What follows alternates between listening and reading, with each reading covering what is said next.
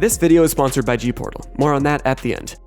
Now that we've established ARK in fact has a story, allow me to introduce the ARKs in this second lore video of 8. Old habits die hard. The gods are watching over us.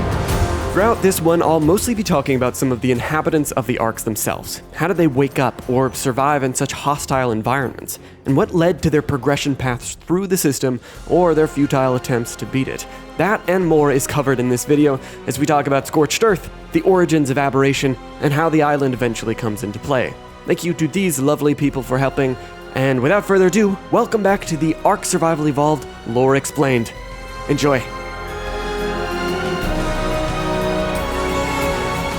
The Desert Ark, or in other words what we call Scorched Earth, was a station not unlike the potential thousands of other stations which orbited Earth for a large stretch of time after their launch and the colony ship took off. Scorched Earth was previously run as a Genesis simulation during the Genesis ship's construction.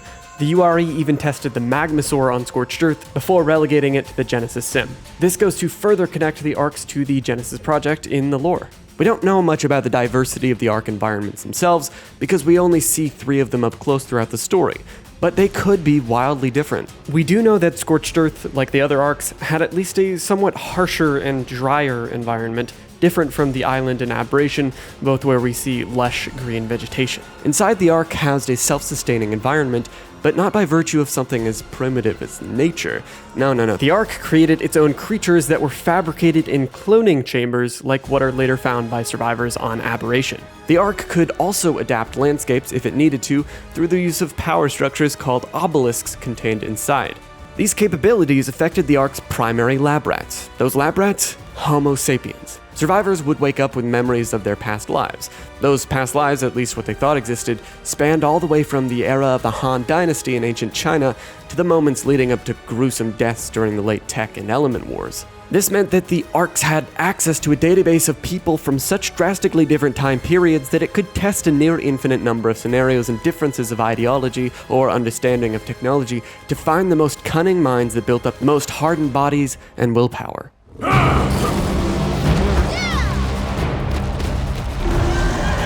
I feel like here is where I should bring up the Dinosaurs. Why even put dinosaurs on the ARKs or in the Genesis simulation and colony ship? Though the URE and Feds tried other combinations of humans and creatures, it's later said in the Genesis 1 DLC that the human-dino combination worked so well that they put dinosaurs on the ARKs too. Santiago 2.0 even questioned the idea, saying stuff like, what if pterosaurs were still around when hominids started domesticating animals? Maybe that could have led to a civilization better equipped to survive eco-disasters. And say things didn't work out so well for some warrior queen. What if she'd been born with better eyesight or a stronger immune system? What if she had a pet mammoth? Essentially, it was one massive hypothetical executed in the hope that it would give the cloned survivors the previously mentioned hardened bodies and willpower. And in the end, it worked. What didn't work though was the ARKs themselves. See, in time, possibly hundreds or thousands of years after they were launched, their overarching system was in complete disarray. The ARK's goalposts were constantly adjusted by the system as the element back on Earth prevented their touchdown. At this point, the only remaining directive of the decaying system was to perfect human ingenuity. Speaking of which, let's talk about those humans which the ARKs were trying to perfect. Specifically, some of them were intent on telling their stories, and they did this through leaving explorer notes scattered around. So without further ado, let's talk about them.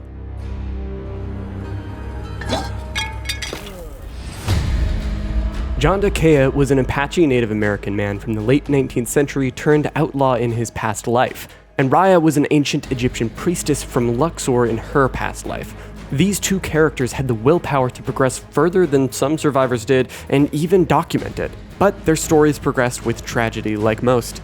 When Raya awoke on the ARK, she took to a group and became their unofficial leader because of her high compassion and problem-solving abilities. She was able to communicate with the people from so many different time periods and regions of the world because survivors on the ARK were beamed down with scratchy implants in their arms that gave them an incredible ability to hear any language translated into their head to what they could more or less understand, though context across languages isn't necessarily translated. Anyway, this ability with the implants mostly prevented any language barriers. While Raya was continuing to lead her group to prosperity, at some point John Dakea woke up and quickly took to his old ways, creating a small band of robbers and scouring the ARK's inhabitants for supplies. He was basically John Marston from Red Dead. Eventually, he found Raya's settlement, but grew fond of her and her empathy. He reformed his group to do only good in the name of helping the settlement be prosperous, and over time, John helped Raya nourish their growing village into a thriving city called Nosti. You can see the city in-game here, but as you may notice, it's more than half buried. This was because the ARK system required that survivors not grow too complacent. The goalposts and expectations for survivors were so high that the system had no mercy for when they wanted to prosper and live comfortable lives on the ARKs, and Scorched Earth was no exception. It started by sending various types of creatures to Nosti, including giant mantis, eventually getting to the point of sending wyverns to attack the city. Raya and John disagreed over the meaning and warning signs, which culminated in the obelisks using their power to sink Nosti into the ground, swallowing the city and many of its inhabitants. This is why when you go there in-game, you can find tons of buildings inside the cave underneath what little of the city actually pokes out of the ground.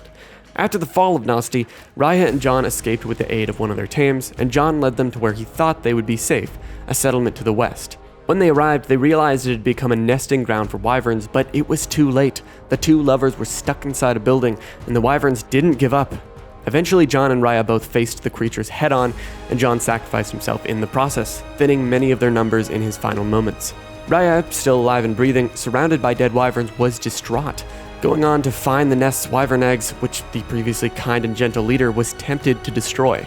She didn't, though. She knew she could use them to her advantage, and so she raised them, promising her beloved that she would survive for both of them. Raya knew at this point what the ARK was capable of doing to its inhabitants, so she hid herself away in the mountains, not to be disturbed for a long time. Through her experience with weapons she learned from John, followed by the trauma of losing someone she loved so much, Raya had the skills and willpower to live on after his death, but she was afraid to get close to inhabitants. At the same time, she couldn't help silently aiding settlements when they were attacked, just like her city had been many years prior. This gave her a mysterious reputation of being some kind of god by the local inhabitants, who called her Wali al-Aswad, her black cloak adding to the mystery and intrigue. She lived like this for decades, until eventually Raya would go on to meet someone to allow her to open up once again.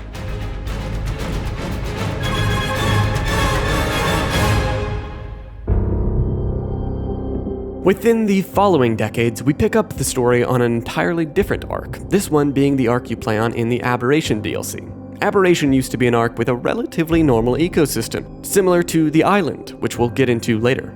Like other ARKs, Aberration had a barrier creating the illusion of a vast stretch of either land or ocean, and far above was an overseer control center of some kind, probably a lot like what we see on the island.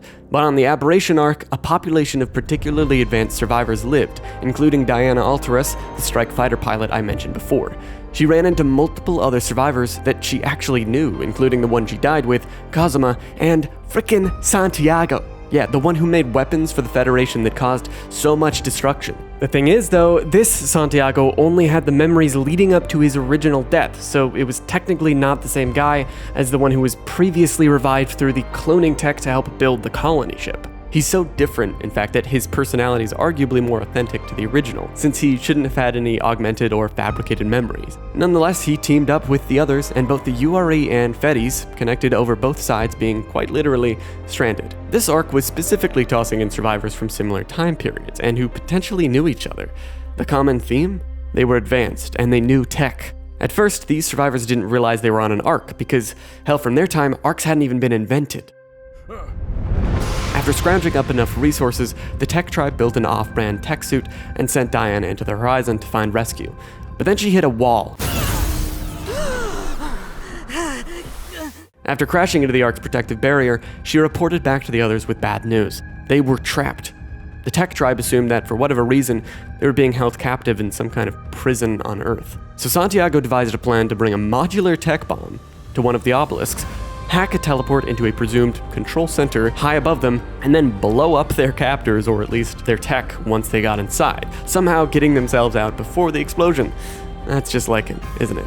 So they built the bomb, teleported in, and to their immense surprise, they were in space. Their quote-unquote captor, the Overseer on Aberration, immediately began to kill the survivors pretty quickly. In response, these survivors desperately set the bomb on a short fuse, diving down to the ARK below as the pillar or megastructure the Overseer platform was attached to shattered, causing significant damage to the ARK's protective barrier. Just, lots of explosions and stuff.